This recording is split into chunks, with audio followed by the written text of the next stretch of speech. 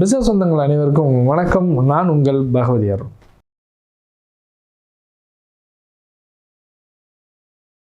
இன்னைக்கு டாபிக் பார்த்தீங்கன்னா improving leadership. ஒரு தலைமைத்துவத்தை எப்படிலாம் இம்ப்ரூவ் பண்ணலாம் அப்படிங்கிறத பற்றி தான் பேச போகிறோம். ஃபர்ஸ்ட் பாயிண்ட், நம்மளோட எம்ப்ளாயி வேலை பார்க்குறாங்க, அவங்களுக்கு மேரேஜ் நடக்குது, அந்த நிறுவனம் என்ன பண்ணுது, ஹனிமூனுக்கு அனுப்புகிறாங்க. செம்ம இல்லை? அந்த நிறுவனமே என்ன பண்ணுறாங்க அப்படின்னா, ஹனிமூனுக்கு எங்கே போகணும், கொடைக்கானலா ஊட்டியா, மேபி அவங்களோட கிரைடை பொறுத்து அந்த மாதிரி ஒன்று பண்ணுறாங்க. இது என்னங்க பெரிய பிரமாதம், இதுக்கும் மேலேயும் ஒன்று பண்ணுறாங்க. கொஞ்சம் வயசானவங்களாக இருக்கிறாங்க அப்படின்னு வச்சுக்கோங்களேன், ஒரு 40-45 அப்படி இருக்கணும். அந்த நிறுவனத்தில் நல்ல பர்ஃபார்மன்ஸ் பண்ணிட்டாங்க. அந்த நிறுவனத்தோட அந்த எம்ப்ளாயோட அம்மா அப்பாவை டூருக்கு அனுப்புகிறாங்க. இன்னும் கொஞ்சம் மேலே போய் சில நிறுவனங்களில் அவங்களோட மாமியார் மாமனாரை டூருக்கு அனுப்புகிறாங்க. செம்மல்ல? ஸோ எப்படி கனெக்ட் ஆகுறாங்க, அவங்களோட லீடர்ஷிப்பை வந்து எப்படிலாம் இம்ப்ரூவைஸ் பண்ணுறாங்க, அவங்க எம்ப்ளாயை எந்த அளவுக்கு அந்த நிறுவனத்தை பற்றி பேச வைக்கிறாங்க அப்படிங்கிறது தான் ஃபஸ்ட்டு பாயிண்ட். ரெண்டாவது பாயிண்ட், கருத்துக்களை கேட்கறது. இதுக்கு ஒரு பழைய கதை ஒன்று சொல்லுவாங்கங்க. சோப்பு அடைச்சி கொடுக்கக்கூடிய ஒரு நிறுவனம் ஜப்பானில், கேள்விப்பட்டிருக்கலாம்.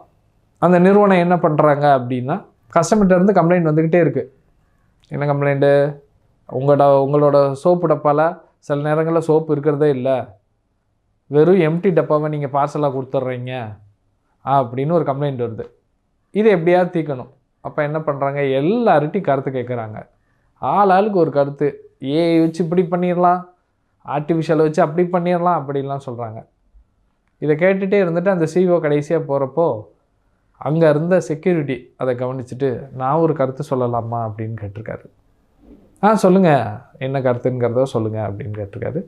உடனே அவர் என்ன சொல்கிறாரு அப்படின்னா, அந்த நீங்கள் நம்ம சோப்பு போட்டு அந்த டப்பா வருது பார்த்தீங்களா, அதோட கார்னரில் ஹையாக இருக்கக்கூடிய ஒரு ஃபேனை வச்சுட்டா எம்டி டப்பா வந்து பறந்து போயிடும் அப்படின்னு சொல்லியிருக்காரு. இவருக்கு பயங்கர ஆச்சரியம்.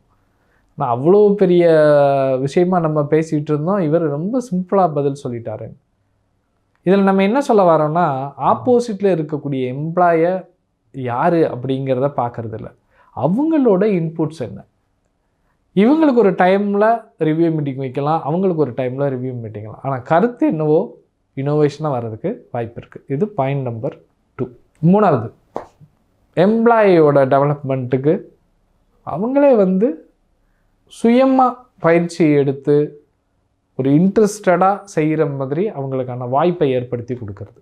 எப்படி, வேர்ல்டு வார் 2 அது நடக்கிறப்போ ஜெர்மனி வந்து வெற்றியை கூச்சிக்கிட்டே இருந்தாங்க. அதுக்கு ரொம்ப முக்கியமான காரணம், அவங்கக்கிட்ட ஒரு முக்கியமான துப்பாக்கி ஒன்று இருந்தது. அந்த துப்பாக்கி என்ன பண்ணுது அப்படின்னா, எதிரிகளை தும்சம் பண்ணுறதுக்கு பயங்கரமான ஒரு பயன்படுத்தப்பட்டது. இப்போ எல்லாரும் அரண்டு போயிருந்தாங்க, இனி ஜெர்மனி தான் இருக்கும் போல் அப்படின்ட்டு. அப்போ தான் ரஷ்யாவில் இருக்க ஒரு இராணுவ வீரர் என்ன பண்ணார் அப்படின்னா, அதை விட ஒரு தி பெஸ்ட்டாக ஒரு துப்பாக்கியை கண்டுபிடிக்கிறாரு. அதுக்கு பேர் தான் AK-47. ஸோ நம்ம இங்கே என்ன பாயிண்ட் சொல்ல போகிறோன்னா, யாராலையுமே எதுவுமே பண்ண முடியாது, வெற்றி எங்கள் கிட்ட தான், எங்கள் கிட்ட அதுக்கேற்ற மாதிரியான டூல்ஸ் எல்லாம் வச்சுருக்கோம் அப்படின்னு ஒரு என்ன சொல்லலாம், ஒரு பெரிய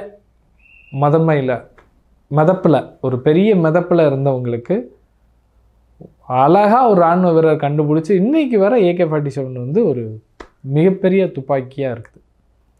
நம்ம ஏன் இந்த பாயிண்ட்ஸை சொல்கிறோம் அப்படின்னா, எம்ப்ளாயியோட இனோவேஷனுங்கிறது நம்மளால் நினச்சி பார்க்கவே முடியாது. ஸோ அப்படி ஒரு இனோவேஷன். ஸோ இதெல்லாம் ஒரு லீடர்ஷிப்போட குவாலிட்டி தான் ரொம்ப முக்கியம். ஓகேவா?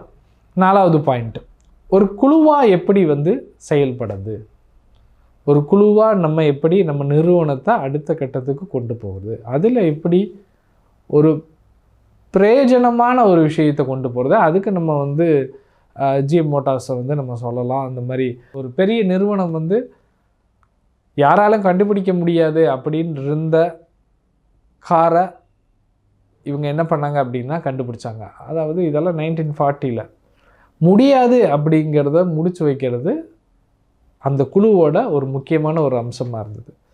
இந்த எக்ஸாம்பிள் எல்லாம் எதுக்கு நம்ம சொல்கிறோம்னா, இந்த எக்ஸாம்பிளில் ஏ போடலை, இந்த எக்ஸாம்பிளில் ஐ போடலை அப்படி சொல்கிறதுக்காக நான் சொல்லலை.